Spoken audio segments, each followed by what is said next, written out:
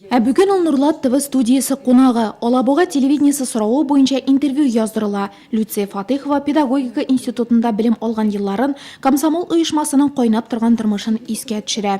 Нурлат — это моя родина.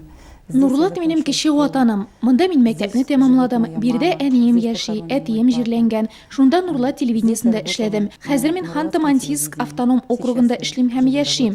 Биографиямда комсомол дигән мөһим өлеш бар. Комсомол ул яшь билгесе генә түгел, ул безнең язмышыбыз. Реаль эшләр вакыты, зур төзелешләр чоры. Барысы да Нурлат шәһәренең беренче мәктәбендә укыганда башлана.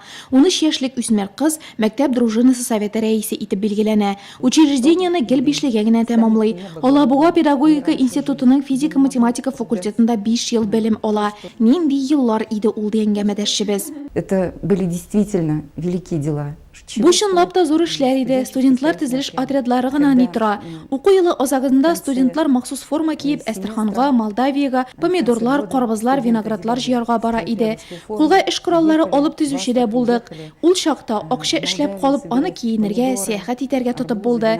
Безнең заманда педагогик отрядлар да бар иде. Студентлар әйдәманнар булып пионерларга шифлык иттеләр. Курс бюросы комитеты сәркатибе, хезмәт эшләре штабы җитәкчесе, институтның комсомол комитеты сәркатибе, Алабуга шәһәре яшьләр трак комплексы штабы җитәкчесе.